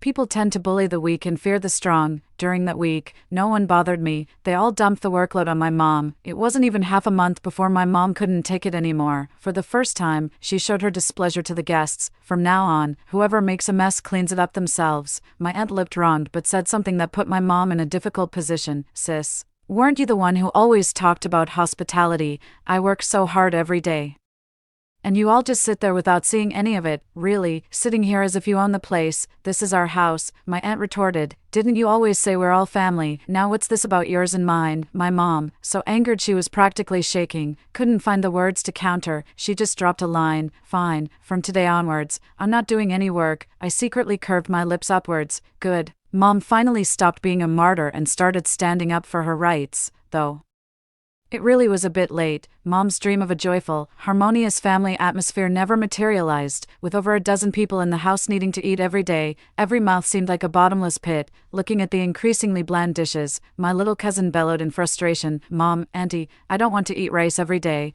I want meat, fried chicken, roast duck. I want to eat well." My aunt couldn't stand to see her son so upset and blurted out in a rush of complaints to my mom, "Now we can only eat plain white rice every day, not even a side dish. We have several cans of fish at home." I knew we shouldn't have come. Mom was utterly baffled. She didn't understand why helping others had led to this, but only I, who had survived the apocalypse, knew the truth of gratitude and resentment over a handful of rice. "Can't you see the situation? If you hadn't come, you'd all have frozen to death outside by now. I knew I shouldn't have let your family in."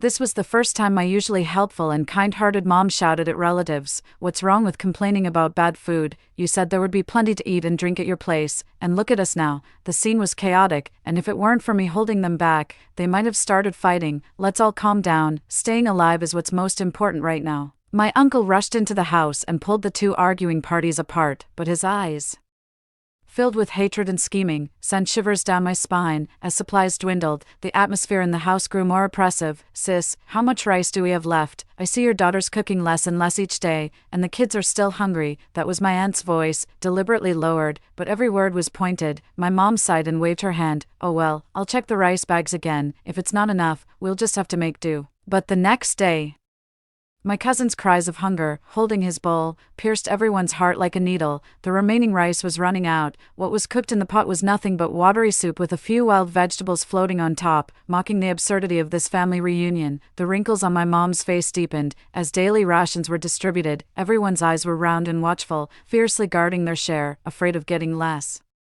My aunt and cousin had already fought twice over insufficient food. My cousin, dizzy from hunger, secretly stuffed a hard biscuit into his pocket. When discovered, his mother slapped him and scolded harshly. "Eat, eat, eat. Do you think just because you're a child you can take whatever you want? This place is all about rules, rules," Auntie shouted with red eyes. "Your family eats the most, and you still have the nerve to talk about rules?"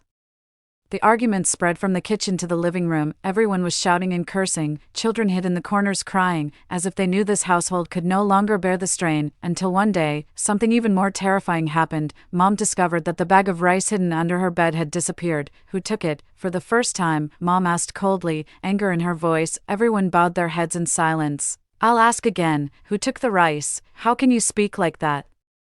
"Sister-in-law," this time, Auntie spoke up, her tone full of disdain. "It's the end of the world. We all need to survive. There's no yours or mine. We're a family. We should share our joys and sorrows. The rice must have been cooked by someone. What are you fussing about?" Mom's face stiffened. Auntie's words were exactly what she herself had said a few days ago, thinking back to a few days earlier when she had proudly spoken about helping others. Mom's face twisted in irony. Outside, the wind and snow roared like wild beasts. Inside, it felt even more like hell. Hunger distorted everyone's faces, and familial bonds had long been shattered into pieces. This was the fourth day without food. Everyone was listlessly curled up in corners. Mom and I stayed in the bedroom, Mom lying stiffly on the bed, her eyes vacant. I took some compressed biscuits from under the mattress and handed them to Mom with a sarcastic tone. "Here's some food for you. You can go and share it with them." When Mom saw the biscuits, her eyes widened. She snatched the biscuits voraciously, yet chewed carefully, afraid that the sound of her chewing might be heard by someone. Watching Mom's undignified eating and the regret nearly spilling from her eyes, I found it amusing. Some things you only truly appreciate after you've experienced them yourself. Yet, a greater crisis was still brewing. After half a day, the people in the house couldn't bear the hunger anymore. The relatives we had taken in started conspiring outside. "They have food." This was the first thing Uncle whispered, piercing the tense atmosphere inside the house like a needle. "How do you know?" Auntie asked, surprised and agitated. "Do you need to ask? They've been quiet and calm. Look at their complexions. Do they look like they're starving?" Uncle said grimly. "Besides, it's the end of the world. They're the homeowners. Isn't it normal for them to have a private stash?" Auntie's eyes flickered, obviously mostly convinced. She licked her dry lips, her voice hoarse. "But if we just go and rob them, isn't that too what?" Uncle scoffed coldly. "Look around. Who else in this house can last? If we wait any longer, we'll all starve." He lowered his voice, his tone sinister. "Better to force them to give up the food. If they don't have any, we can resort to eating the mother and daughter. After all, it's just two women, and there are no men to help them. What trouble could they possibly stir up?" These words silenced Auntie for a moment, but eventually, she nodded. In the bedroom, I leaned against the metal door of the safe room. I heard everything loud and clear. "I always knew this day would come, Mom," I said in a low voice tinged with sarcasm. "Do you hear that?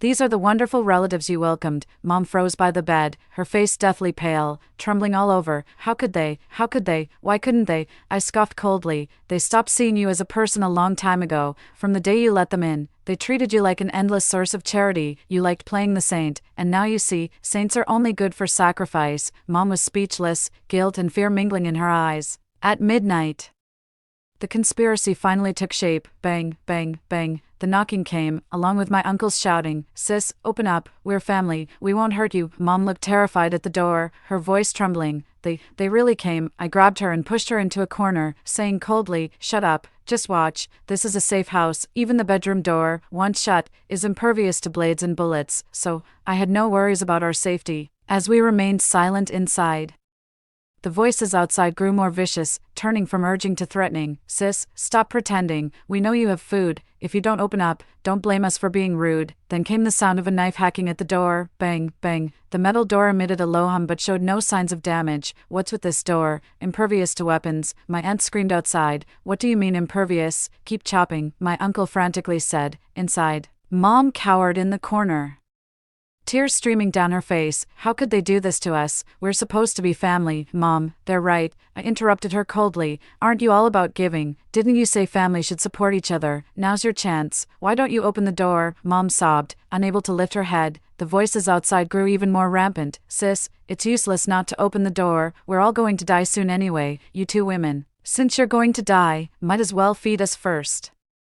You love to give. Don't you want to help us? I've seen enough." Mom suddenly raised her head, her eyes filled with long-suppressed anger. "These people, they're beasts, only realizing now. Isn't it a bit late?" I sneered. Eventually, the chopping stopped outside, replaced by a chaotic scuffle. "This door can't be opened." "Shut up. I'll eat you if you say it can't be opened again. You're mad. Why should only your family be eaten?" "Bullshit. You've eaten the most. Why should we starve? If we're dying together. Don't think you can survive alone." Curses, screams, the dull thud of knives piercing flesh. The sounds merged into a nightmarish cacophony. Mom stared blankly at the door, tears drying on her face. "If only," she exhaled shakily, her voice filled with unstoppable regret. "If only I hadn't let them in from the start. If only." There are no ifs. My voice was as cold as ice. In an apocalypse, every additional person is an enemy. You're only understanding this now, far too late. When dawn broke, there was no more noise outside. I opened the door, only to see a blood-stained floor and a mess of corpses. Clearly, they had turned on each other and died by each other's hands. Mom wept bitterly in front of the bodies. What should we have done instead? Let them freeze to death, so they wouldn't have to die like this. Distraught, Mom hardened her heart and decisively went to the kitchen to grab a kitchen knife. "Daughter, I'm sorry. It's my fault for dragging you into this. I just wanted to be seen as a good person, to maintain a good reputation, and look where that got us. I am truly the most selfish one. Let me handle this. Don't dirty your hands." With that, Mom was about to cut a piece of flesh from our deceased cousin. "No, Mom, there's no need." I quickly stopped her. "Just throw them out. I'll figure something out for food." Seeing Mom now genuinely remorseful, I breathed a sigh of relief. Such a painful lesson was enough to bring her to her senses. "So what do we eat now?" Mom asked. I didn't respond but walked to a corner of the bedroom and opened a hidden entrance to a basement. As the entrance opened, rows of LED lights flickered on. The spacious basement was filled with neatly arranged supplies, bags of rice, canned goods, vacuum-sealed biscuits, and instant meals on one side, and reserves of mineral water and beverages on the other, along with various household items, even including a small generator. Mom was stunned and murmured, "Where did all this come from?" I kept a backup plan. "Otherwise, with your generous nature, you would have given away everything we had," I said, prying open a can with an army knife and placing it in front of Mom. "Eat." Mom, watching the fully stocked basement and the can in front of her, Mom didn't know whether to cry or laugh. "Nora, thank you for keeping this for us. I've been a burden on you." I shrugged, not knowing what to say. Eventually, we cleared the bodies from the floor, we dug out the supplies and enjoyed a hearty meal of hot pot. Fortunately, my prior preparations were sufficient, not just with food but also with entertainment like tablets and pre-downloaded TV shows, so even staying at home wasn't too hard. There were plenty of things to keep us occupied. Finally, after what seemed like an eternity, the snow outside began to stir. A beam of sunlight entered our home. I watched the temperature slowly rise and the snow melt away, reflecting on everything. I felt a sense of relief. After enduring a long, cold winter, spring was finally on its way.